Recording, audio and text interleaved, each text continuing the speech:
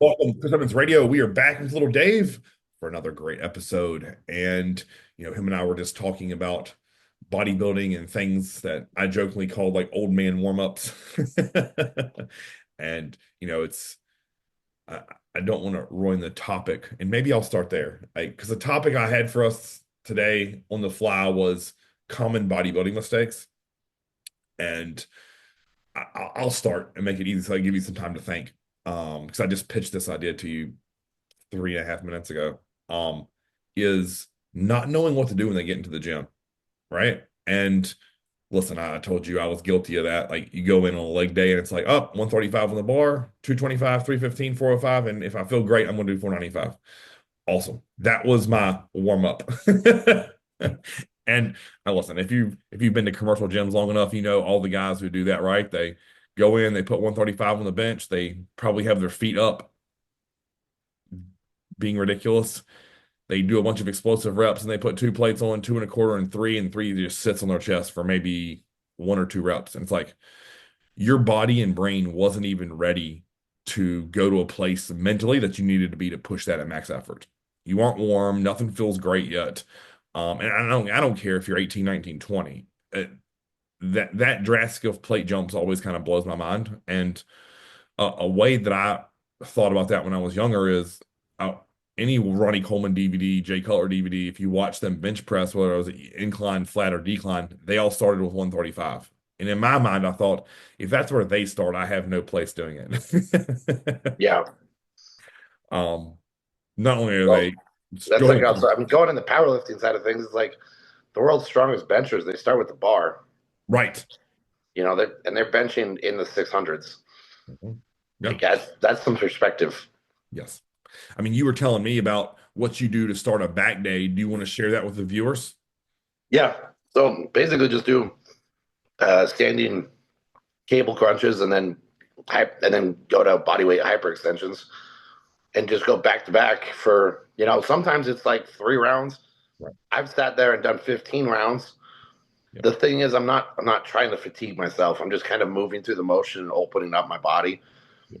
of depending on what I've done that day, making sure things aren't stiff, that I feel good and ready to go. That, and that's huge, right? Because you're working that antagonistic muscle, right? Erector or Yeah. ab. And that's what was telling you was like for legs yesterday to start, I did 3 rounds I did donkey calf raises in the tibia raise into reverse hypers. And then I take a drink of recovery and then start that over. And again, I may do that 3 to 5 times depending upon what it takes. And if you look at that structure, right, is like it's getting a mild pump in my calves and tibia, but it's what I'm doing that for is ankle mobility. So I'm ensuring to get a huge stretch, huge contraction. And on the flip side, I just literally work the antagonistic with the tibia raise. So point my toes down to the ground as much as possible, get a stretch, and then come up to full contraction. And then the reverse hyper is just spinal decompression. So, Yeah. if you have a job that's like mine where I'm seated most of the day, then I got to ride 25 minutes to the gym. It's been 5 to 15 degrees here for the past 2 weeks.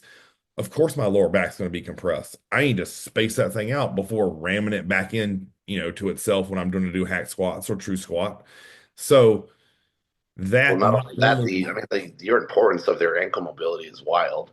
yes, Like, oh God, yes, if that's stiff, like, good luck throwing your feet low on a platform for a hack squat or leg press. yes, yep.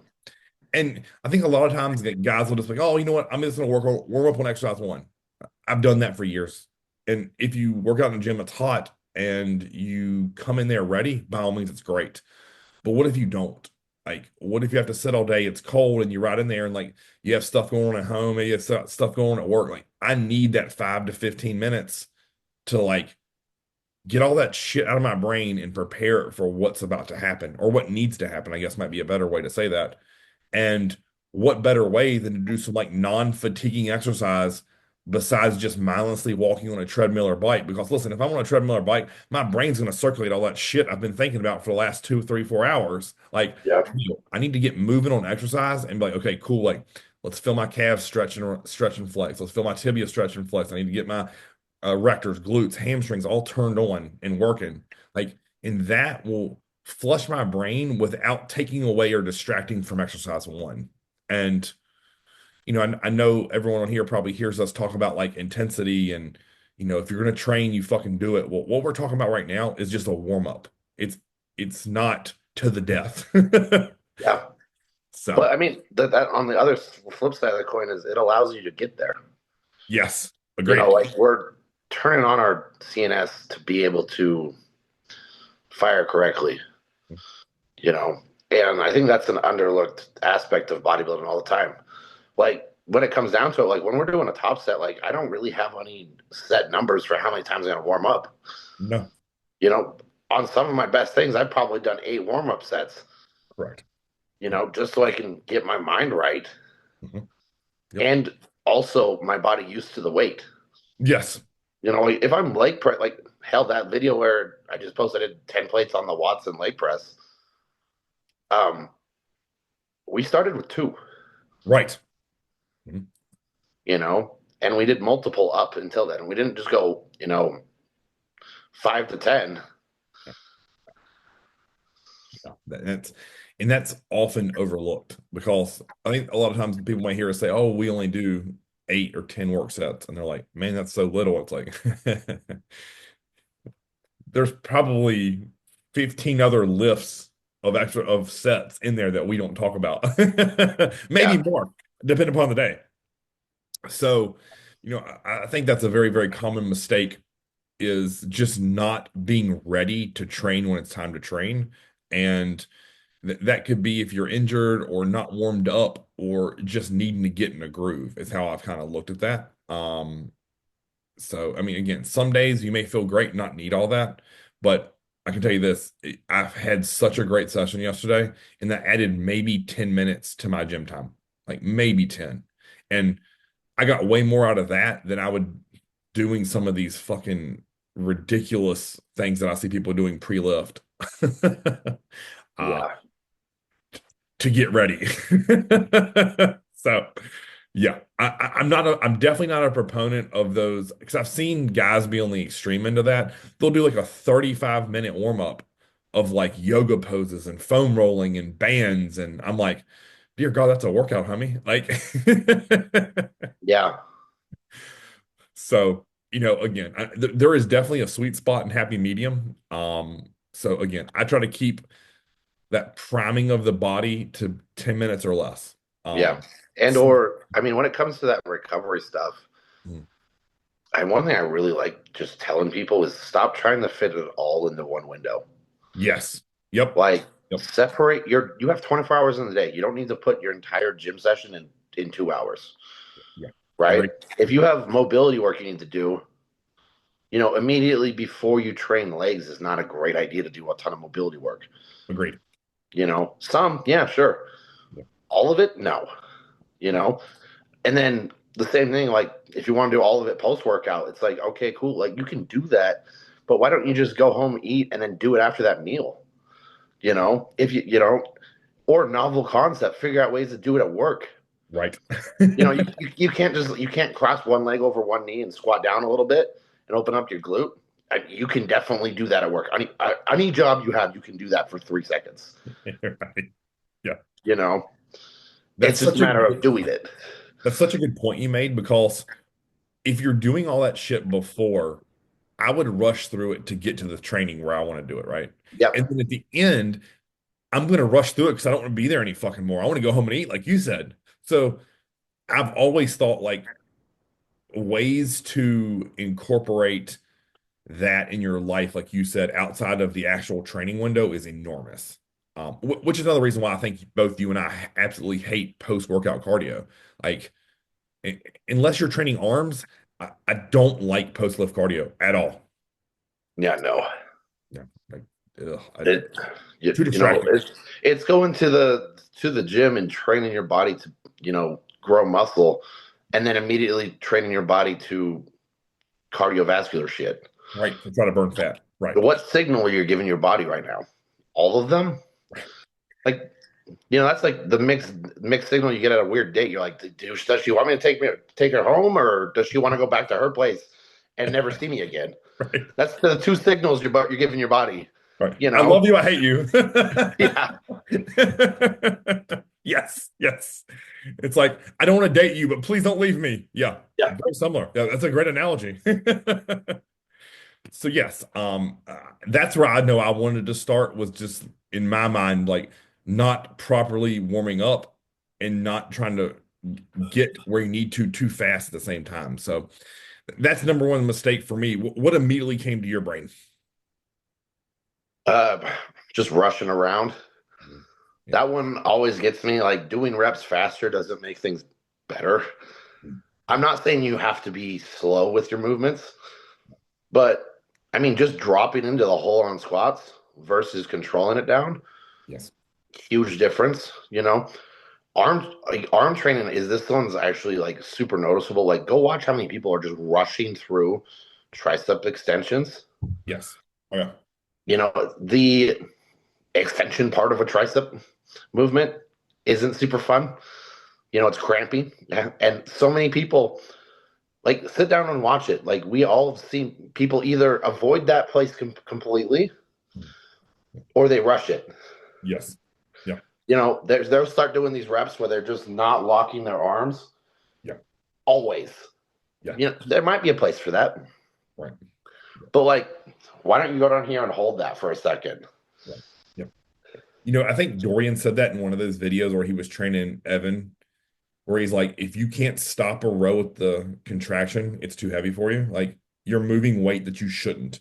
He's like, I'm Yeah. not saying you have to stop it, but if you can't, that's too heavy. And I always thought that was good advice, like he wasn't saying, hey, every rep has to stop, but you need to be able to do that. If I said, hey, Dave, next rep, stop that at a contraction. Okay, cool. Bam, stop and then roll. Uh, Yeah. Well, I and think, I think another exercise that's really guilty of that is when I see people do dumbbell and barbell shrugs.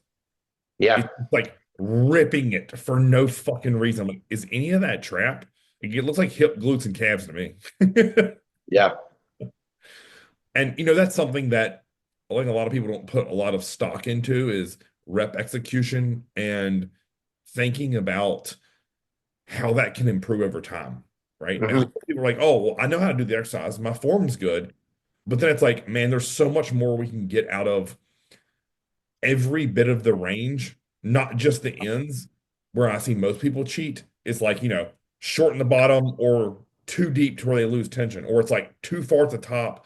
Like each exercise in my mind has a little bit of nuance to it where it's like, exactly. I'll give a dumbbell press because I think you and I press dumbbells very similarly. We don't go down so far to where we lose tension off the chest, but we don't come up so high that it goes to the tricep. And it's a controlled negative, but then we're trying to ram that shit to the ceiling. It isn't like hyper slow, like 1, 2, 3, 4, like all that stupid shit kids are trying to teach now. Like control the negative so you don't rip anything. Don't go so deep that it gets off the chest, and then press it up with authority. Yeah. So you Well, and that's my favorite thing when I see tempo work on like concentric points. yes, yeah, Your body doesn't work slow in concentric. Like you can slow down eccentric motions really well, the negative, right? But your body doesn't contract muscles that way. no, no, It wants to move them. And then if you're doing things for like, I love this example because it's so blatantly obvious. Take a gander at sprinters. They move really fucking fast. And take a gander at marathon runners. yeah, They, you know, the distance and the time, right? yeah, Sprinters are as fast as they can for short periods of time. yeah, Marathon runners they're at a pace. Some of it's fast. Some of those marathon runners are fucking crazy. They're running those marathons in like 4 hours, mhm, or less, yeah, you know, and but none of them they can't put on muscle tissue yeah, because doing endurance activities does jack shit for building for hypertrophy, right, yep, you know? So if you turn your workouts into endurance activities, what do you think's going to happen? yeah. Oh, I know, yeah. Small. Yeah, it's not what you trained wrong. You trained exactly what for the look you're giving yourself. Right. Doing a lot, like if you do a lot of really of shit work, it's just going to be endurance. Yes. Yeah. It's not going to build. It's not going to get you bigger. It's just going to make you more endurance based. I think it's always like beyond cringy for me when I watch, especially trainers or people online teaching like a leg curl super slow in the positive. And I'm just like, oh my God, someone go over there and show them how to rip a leg curl. And, Yeah. whenever I post leg curl videos, there's inevitably one or two people that are like, oh, that's way too explosive. I'm like, okay, cool. Please show me your hamstrings. Like, because explosive hamstring work always worked for me. Always. Yeah. Um, you know, I think it's a common thing that you always say. You're always like, you can't squeeze a lat into growing. Right? Yeah. We see those guys are like, oh, this, like, go fuck yourself. Pull it down. And again, like, I think that a lot of times the way people teach come across like it's a library, and that's where I think a lot of young guys make mistakes and miss the mark is they try to be too cute. Yeah. You know? And it's like I've never seen someone enormous be that cute with weight on anything. No. Um, now I'm not also telling you to just like let the negative fly out the window because that's what you said, and I'm with you. Like if you watch either you or I lift, like we're in total control of that negative. But being able to find force and power and explosiveness within that muscle, I promise will grow much bigger, much quicker. Um, yeah, you can go back and watch anyone who's put on enough tissue, even just around your gym, who's not a pro bodybuilder. Like, there's a difference between the guys that train light, slow, and cute, and there's a difference between guys who know how to rip weight. Usually, it's muscle. So, Yeah. yeah. In substantial quantities. Right. In this camp, it's like, hey, don't listen to them, they're idiots, and we're like, hey, don't listen to them, they're small. Yeah. Oh my goodness. I saw a post on Instagram this morning and it was like, oh my goodness, what was it? It said, sorry, don't listen to me if you're not I don't take for advice from people who aren't huge. This guy's 180 pounds. Like, what fucking world do you live in, man? Right. Fuck. It's like, man, all right. I guess the 180 is huge now. Man, when I was 180, I looked in the mirror and I was like, this is fucking terrible. Yeah. Like, hey, like I should keep my mouth shut and I should listen, right? Like it's like, fuck. I even remember I remember the first time I ever was 220 with abs, and I was like, I'm still pretty damn small in the comparison of like bodybuilding. Like, shut up and keep working. And Yeah. I think a lot of times that perception now is a little bit different because I think the uneducated on the internet can't understand that looking big on the internet is way easier than being big in person. You know, Yeah. like I can take my brother and get him beyond shredded. And there's some people on the internet who be like, man, he's really big. It's like, no, all the fat's gone. That's what you're confused and twisted about. Yeah. Um, but then you take a guy who has wide shoulders, a big frame, and it's like you get all the fat off, and then they're like, that's a freak. And it's like, yeah, he's 2 fucking 40 with no fat. That's big, right? Like, I think that's why people were always blown away when they saw John in person. Is like, hold on, he's 5'5", walking around at 230, 240, body fat's under 10. Yeah, that's a tank. Yeah. So it's that's what I think is comical because it's kind of like that T Nation saying where it's like a skinny guy with abs doesn't count. Like, yeah, Yeah. yeah, not hard, bro. So yeah, it's that is to me like lifting execution form. It is so tied into like the maturity of training, right? Because I really believe this in my heart. If you take any guy or girl and you make them do an activity consistently for 5+ years, they're going to learn a lot of cool stuff indirectly, you know? Mhm. And I'm not saying that 5 years is like the number that it takes to be able to talk or share knowledge. I'm not saying that at all.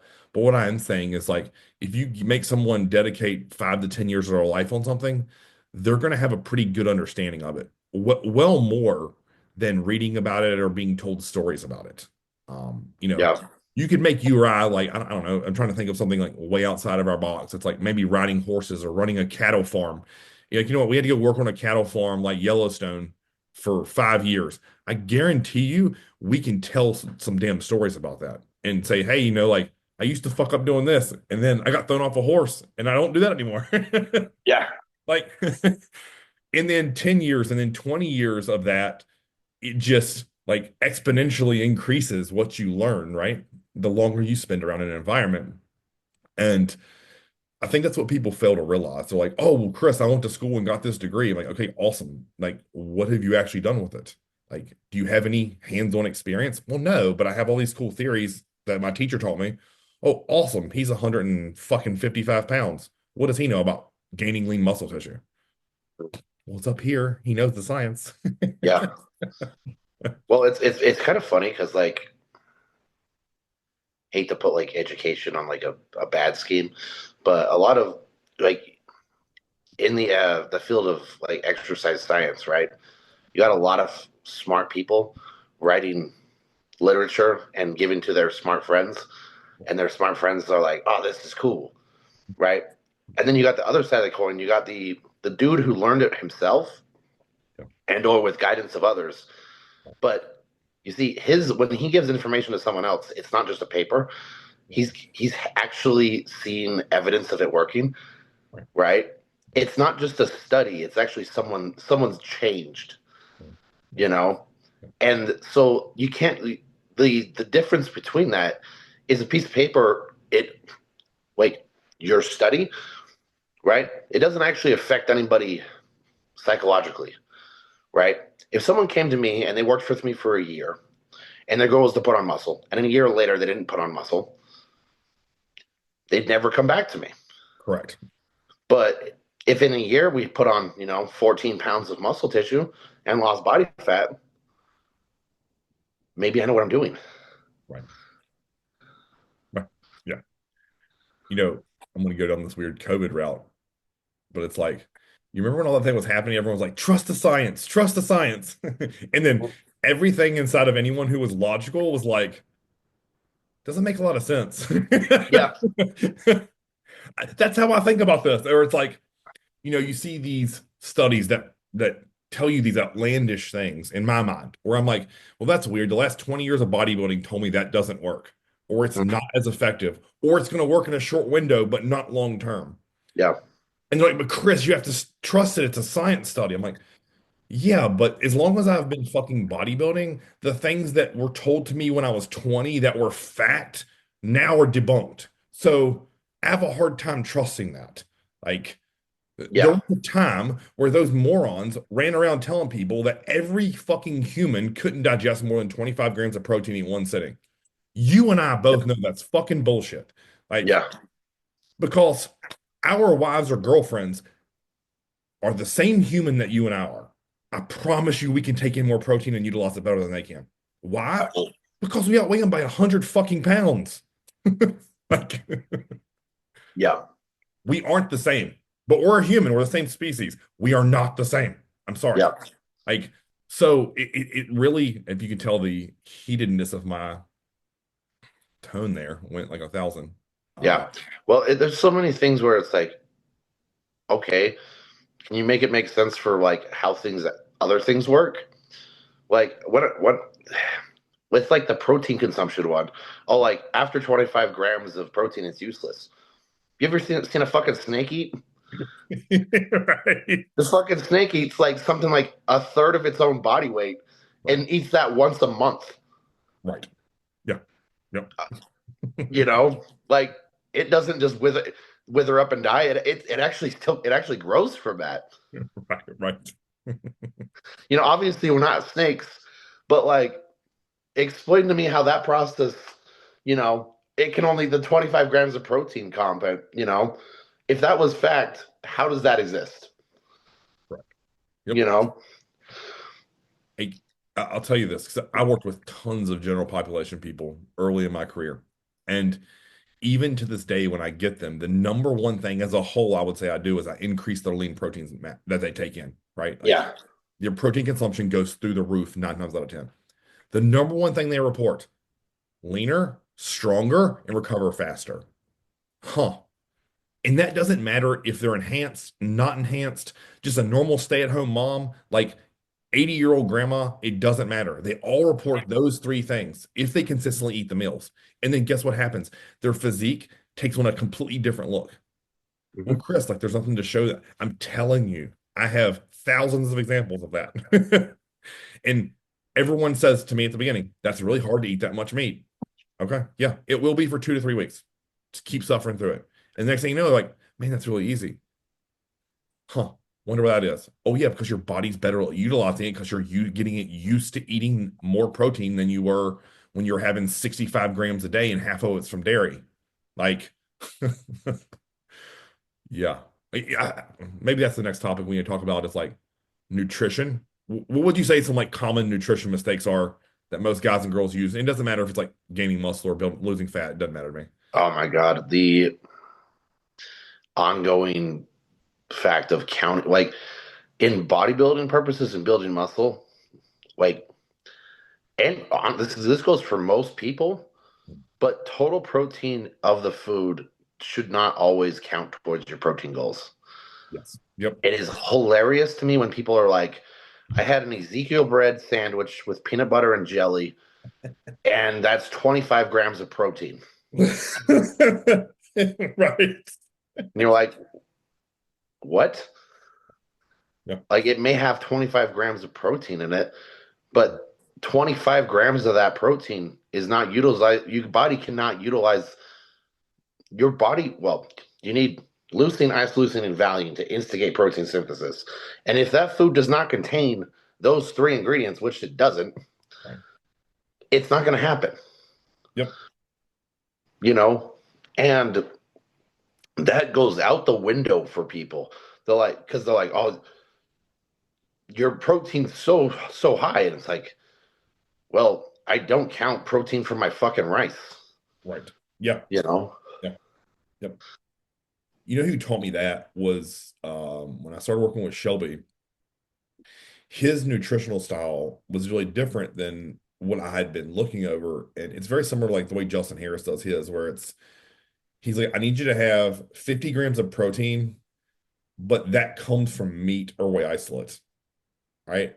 So he's like, I don't give a shit what, like if there's say 5 grams of protein and 40 grams of uh oats. He's like, don't count that. Only count the carbs from the oats. And then with the fat, it's like only count the fat. If you're eating avocado, you're not counting the protein and the carbs that are in an avocado. Yeah. Um, and you know what's really interesting is I know when people get really hyper focused on counting calories or using MyFitnessPal or they're like, Chris, these numbers don't match or whatever. I'm like, no, they don't. Like, it doesn't matter. The change that I make is what'll matter. So that was a cool thing that he taught me. The only thing that he wanted me to count, obviously, was if you had like whole eggs, red meat, or salmon. Because he's like, obviously that's a mixed source. Yeah.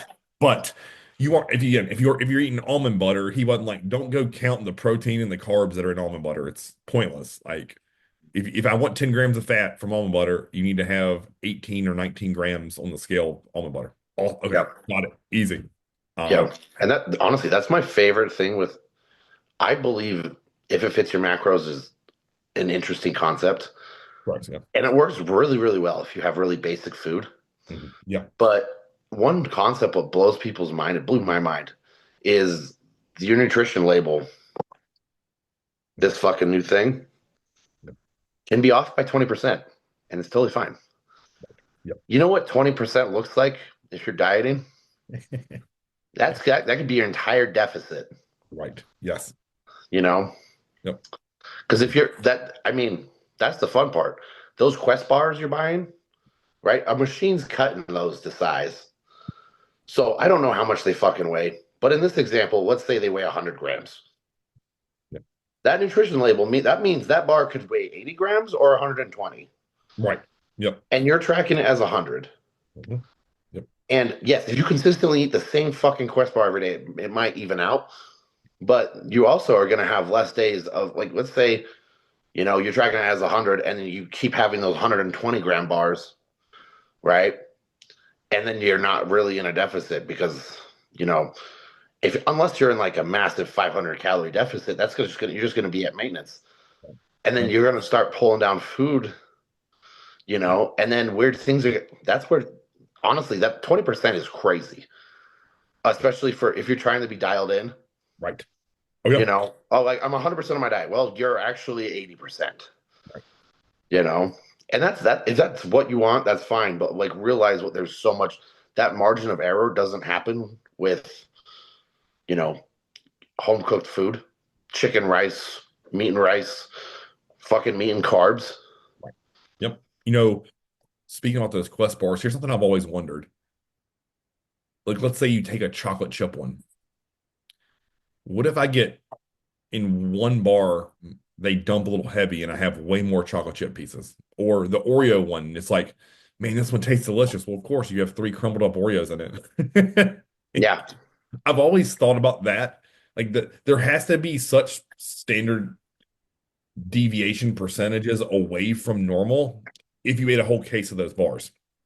You know what I mean? Like there might be some that have hardly any Oreo, or there might be some that has tons of chocolate chips in it. And it's like, as you said, I'm getting zero chocolate chips with rice, chicken, and olive oil. Like, that's what you're gonna leave in my mind, is how I think about it. I know not everyone may be as hardcore as you and I.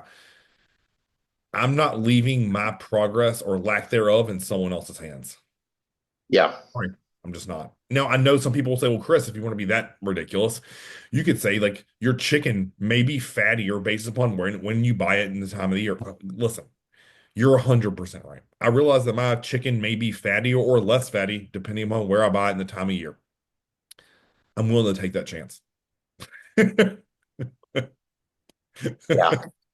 Way over a Quest bar that God knows what else they're sneaking in there to make it taste good so that people buy more of them. Like, no, Dude, my favorite thing is like the how they have like the protein Pop Tarts, right. Yeah. what are low carb, high protein. Mhm. Yeah. And it's hilarious because I've literally, like, honestly asked people. I saw one dude, I was like, he was eating three of them to get, because it was that's 60 grams of protein. That was going to be his meal. Okay. Also, I don't know how that math adds up because it has like those weird Franken carbs in there where they're counting as fiber. Yes. Yes. So like each one has like 7 grams of net carbs, Mhm. you know? Yeah. Yeah. And I was like, will you get back to me in an hour and tell me how your digestion is? Right. And he was just, dude, he came back, he's like, oh, that was just straight liquid. And I was like, huh. Like I didn't just blow it in his face, but I just wanted to know what that was like. And he didn't even really think about that. He was just like, oh man, it's weird. And it's like, yeah, it's because you just ate a fuck ton of chemicals. Your body said no. Like, yeah, obviously, like people might say, like, oh, that's an excessive amount. Like, well, if you make it, people are gonna do it. Yes. Oh, agreed. Yeah. I mean, no shit. If you said your options were three of those or three regular Pop Tarts and a protein shake, I would take that all day long. The Mhm. second, at least then it's like, well, I have a quality protein source that are with shit, carbs, and fat, but you can at least deal with that if I had to pick one. Now, in a perfect world, I wouldn't do either of them, but it's yeah. There's so many of what I will consider like fitness foods that need to be thrown in the garbage. And I get it because people who are in super in sh good shape and they're like influencers get paid to tell people how great they are, and they literally influence people's buying choices, hence their name or their job description, and it makes me sick. And I'm like, if they eat that, which I doubt, but let's say they do, they could look a shitload better if they didn't. Yeah. That's not a diet food. That's just what I would consider a low calorie food, right? Like one of my buddies used to always say, he's like, Chris, there's no such thing as a fattening food. It's just the amount of it that you eat that makes you get fat. And he's not wrong, right? Like there's no food you could eat that is going to pile fat on because if you are technically exercising in a deficit, you would still lose body fat. But as you and I both know, all nutrients are not created the same, or all foods aren't created the same. Um, and I think like that to me is almost harder to learn in bodybuilding for most people than the exercise portion. Because I think most people like the exercise part. The nutrition is where most people hit stumbling, like they fall over themselves. They either can't eat enough, or they eat too much, or they eat too much of the wrong shit and not enough of the right, or they don't know how to structure their day to where it's cohesive enough to where they can still work, still have a family life, and still achieve goals. Like they can't do all three of those. And that's one of the things I think, you and I really thrive in and have done well at is integrating bodybuilding around our life, or necessarily making our life integrate around bodybuilding. One of the two, however you want to view that. Like, we're going to eat 6 meals a day, and it doesn't matter what our life throws at us, that's happening. Yeah. So, any other like main nutrition things that you see off, or maybe branching into supplements of some sort? Nuancy, but it actually pisses me off when everybody takes all of their supplements at meal one. Oh, right. Yeah. Yeah. Like, if you're taking more than 15 pills at meal one, spread those out throughout the day. Yeah. Like, Agreed. the absorption rate of those things is you're wasting your money, Yeah. especially when you have things that are competing for each other. Yes. Like, that one makes me laugh when people are like, all right, cool, I'm going to take all of my health stuffs and Tudka together. All right, cool. Tudka's going to interfere with the absorption of some of those. Right. Like, that's its job. Right. It's gonna help get rid of those really fast. It's not gonna can. It's not one of those. It doesn't just get rid. It doesn't cancel the absorption. It just changes it. Right. Yeah. You know. But stuff like that always makes me like think. It's just like, do you put any thought process on the supplements you take? Right. Yes. And or like I love to see like the influence post. They're like, oh, I'm taking my anti-inflammatory with my pre-workout meal. And it's like, you're gonna go train to be inflamed, then you're gonna take an anti-inflammatory there. Right. Like, maybe take it before you go to bed. Right. I know this is like probably over, like would make people say, Chris, not that big of a deal. I won't even take Granite joint care if I train after meal one. Yeah, I just don't. I'm like, nope, it's not the right place for yeah, I'm it. the same way. Um, yeah, I think piggybacking off your idea with supplements, like the over reliance on pre-workouts to train hard, Hmm. like that's what I would say is a very low-hanging fruit. And honestly, I would count everything in the energy drink world in with pre-workouts. Like, and I know that's something that you hate, where you see people like drinking bangs throughout their entire workout. That's stupid as shit. If that's you, stop it. Yeah, Awesome. You're gonna have all that caffeine dump on your ride home. If you're gonna use it, it's not how we use it. if you're gonna use it, can you use it correct, please? Right. Right. Yes. Like, that's like someone showing up, going out and buying the nicest off-road tires, it's full on 3-inch thick swampers, and taking it to a drag race. Yes. Yep. It's like, wrong fucking tire, dude. I had a client once. Like I don't know where the miscommunication was, because when I write the plans, it doesn't this way. They were drinking their pre-workout throughout their workout, and then when the workout was over, they were drinking all of their recovery and then going home and eating.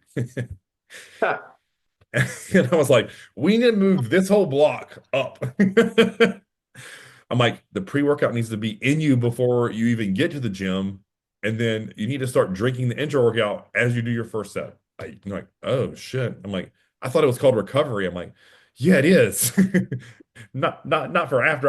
I get how you're confused maybe there a touch, but yeah. So yeah, I think the over reliance on stimulants and not realizing that the impact that can play on pump, as well as being over reliant to where you wouldn't train without it.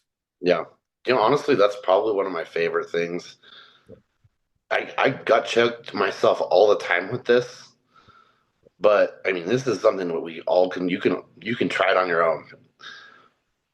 Go to the gym. Don't bring headphones. Don't take pre-workout. If you don't get a good pump, you don't know how to train well. Well, agreed. Yes. you're training something wrong, right? If you can't figure out how to make your body do it right without help, Yeah. fix it. Right. Yeah. Yep. You know, something is wrong. Your nutrition is maybe wrong. Your hydration's probably off, right? If you take things what force a good workout or the feeling of a good workout, you know, just blasting music what you like, you're gonna feel good. Oh yeah. Yeah. What happens when you take that away and you're like, oh wow, you know, it allows you to pay attention to what you're actually doing versus covering it up. And if you can take that step back and really, you know, pay attention to how your workout is, you can also pay attention to what your workout isn't. You know, you're like, wow, my joints actually hurt on this workout, but I didn't notice this before. It's like, great. Now we have some feedback. Right. You know, we can take that and change things. You're 1,000% right. If you're dialed up on half a gram of caffeine and Yeah. blaring music that sends you to level 10, a lot of things can get masked, you know. Um, so that's a huge one for me. I agree with you. Like I will always try to tell people, like, if you can't get a good training session without having a pre-workout or so much caffeine, why is that? And we need to look at the rest of your day to figure that shit out. Yeah. Um, because when pre-workouts originally came out, they on the label it always said to cycle them. Well, companies got smart and realized, like, hey, we lose money if you cycle it. Yeah. So, fun fact for everyone out there, like it it used to be 10, 15 years ago, you were supposed to take you would use a pre-workout very similar to the way most people take drugs. 12 weeks on, 12 weeks off, and you just rotate that shit, right? And guess what happened when you after that 12 weeks off, when you came back to it, man, a half a scoop made you want to go run through a building. Like, so I realized that the marketing game is of like, oh man, well, if this kid takes 2 scoops of fill in the blank pre-workout, it goes through really quickly and he has to buy another tub of it. Where Yeah. if you take a half a scoop, that's going to last him 4 months technically. Hmm. So it's like I always encourage people to think logically about things. And even though companies are very good at marketing, I need you to be intelligent. Yeah. Why would you take? Because I think a lot of times people say, Chris, you only take a half a scoop of GX. I'm like, yeah, I don't need a full one. I'm Yeah. good. And the fun fact, I get that shit for free, so I don't have to stress about it. Like it isn't Yeah. a money thing. It's I don't need a full scoop. Yeah.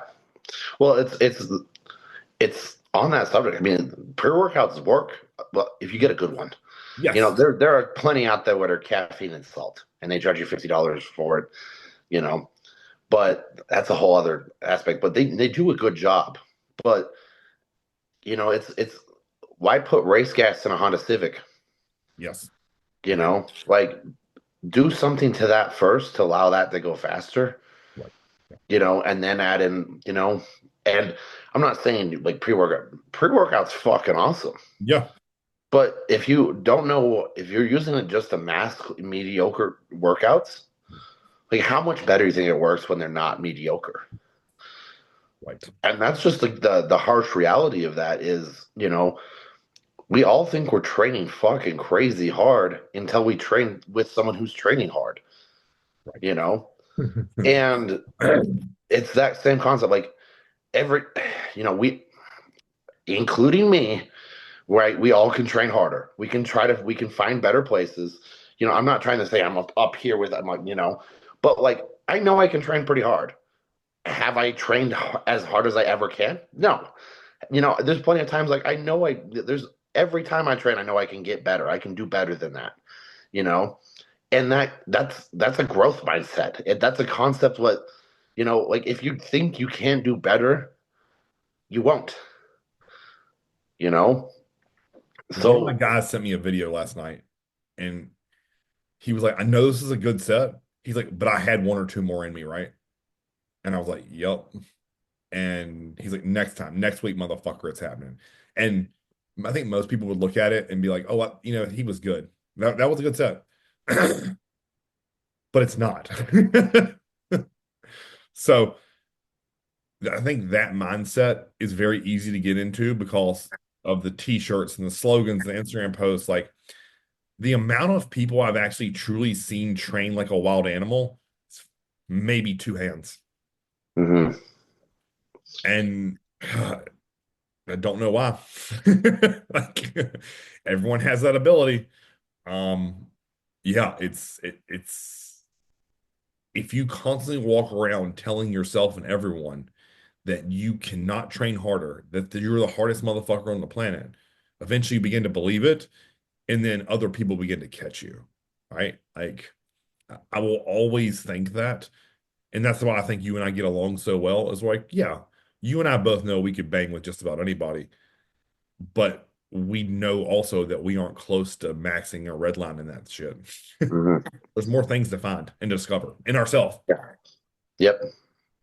So, final thing here, before we wrap up, I think that with today's culture, the over obsession with young kids and trend is probably ridiculously outblown. Like, so I'm gonna kind of group all these in together, like TRT, testosterone, tren, SARMs, peptides, like the amount of mistakes people make with those when they're starting out because they over obsess about it when everything we just talked about before this isn't even close to perfect. Mhm. And just speaking very frank and candid with our audience, if you're on the cusp of thinking, hey, I want to take a deep dive into drugs or supplements, steroids, whatever you want to call them, like is your nutrition on point? Is your training on point? And is your sleep rest recovery on point? And if not, I think you have no business doing that shit.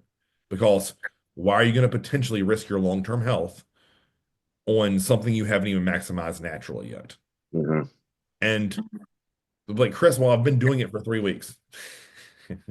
Cool, man. Awesome. Do that for 2 years consistently. Yeah. Prove to yourself that you can do that. Then add in the jet fuel. Like, Yeah.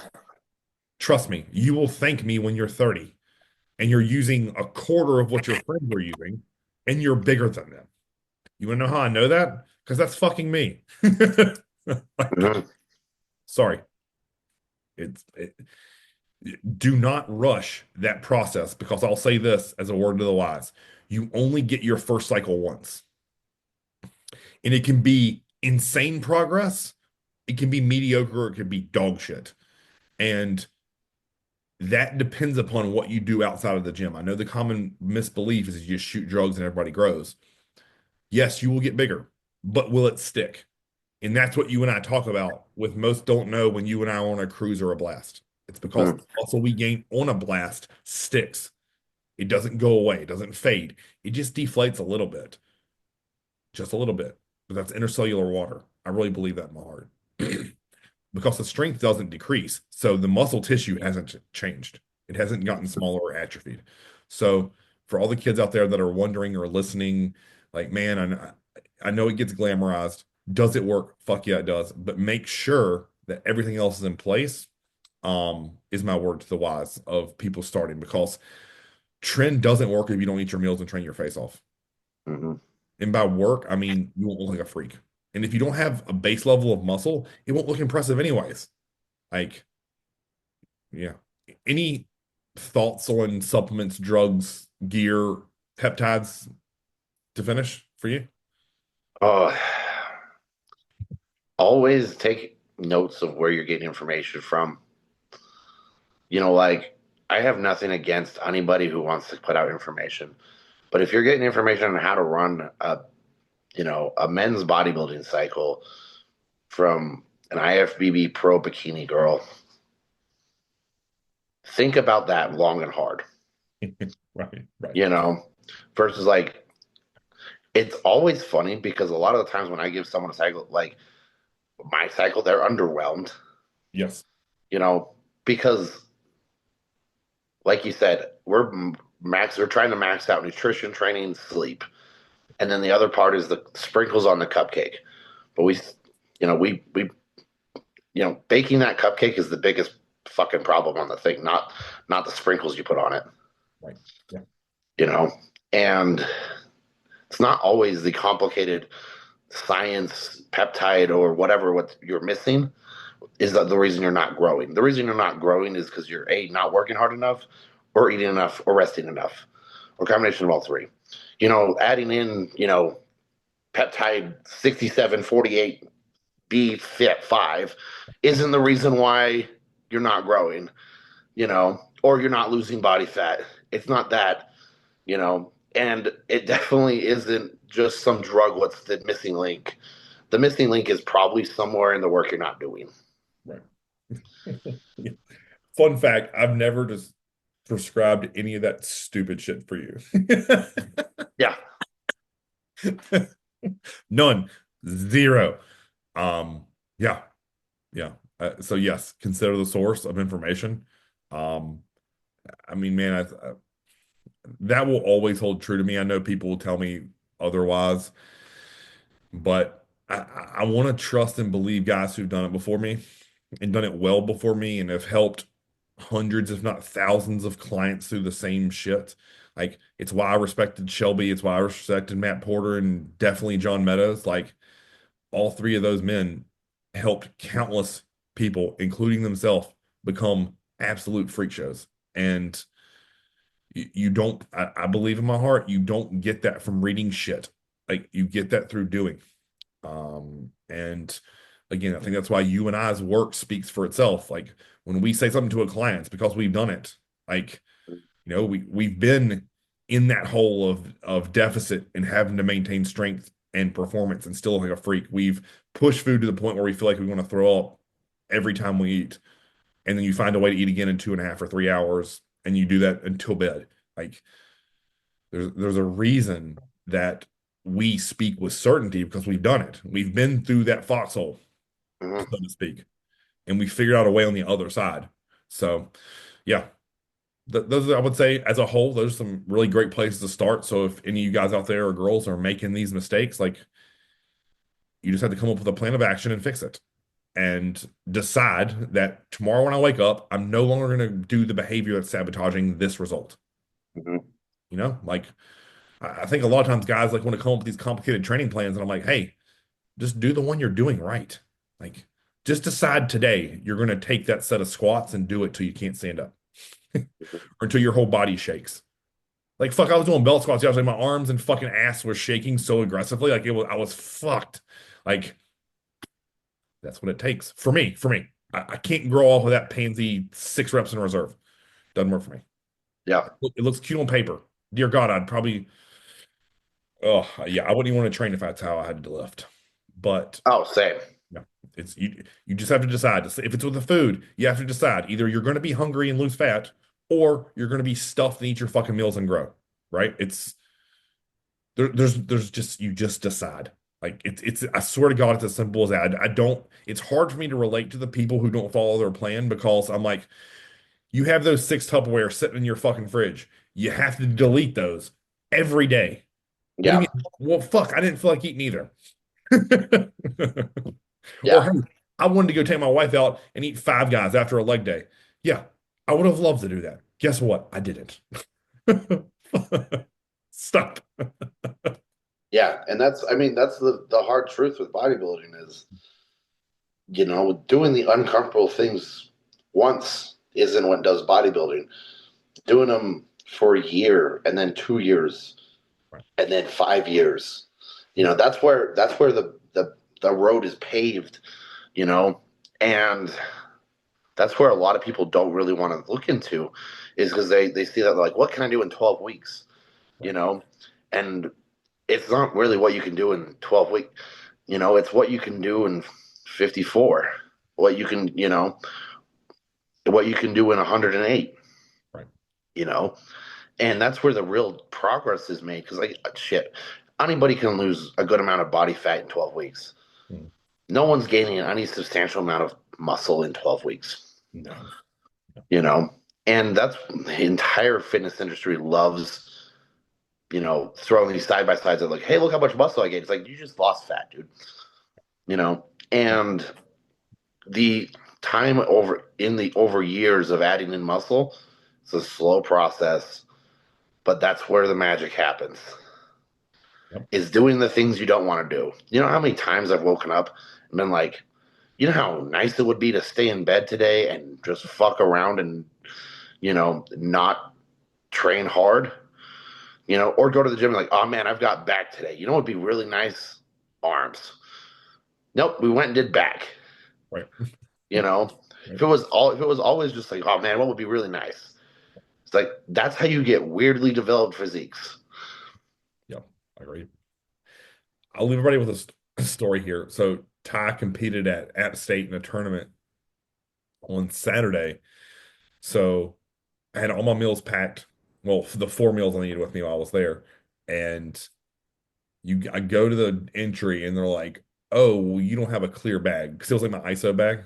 Like we don't let anything that's not clear in here. And I said, "It's just food, I'll show you." And the lady was like, "Oh, you have food for the wrestlers?" I'm like, "I do, yeah." And she's like, "All right, go on in." So we go down to get our tickets in the bottom of the gym, and the lady that was taking the tickets was like, "We're not letting you in." And I said, "Well, the lady upstairs just told me if it's I have food for the wrestlers that I can get it in." And she was like, "Well, yeah, but a wrestler's going to have to come get it." So what did I do? I text Todd and said, "Hey, will you come grab my lunchbox for me?" He comes out of the locker room, grabs my lunchbox, walks there with us, and I sit down and eat my entire lunchbox the whole day. I'm like, listen here, motherfucker. I'm getting that food in one way or the other. I remember fun trip. I went to Costa Rica and went Mhm. to some national park, and they looked through your bag, and I had two Tupperwares in there, Mhm. and they're like, "So you're gonna have to throw those away." So I take my bag, and I'm wearing a hoodie like I have now. I stuck one Tupperware under my shirt and threw the other one away.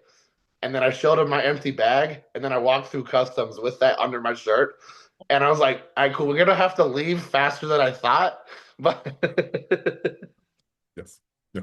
I was like, "I'm good for at least 4 hours with this one meal." Right. Yeah. Yeah.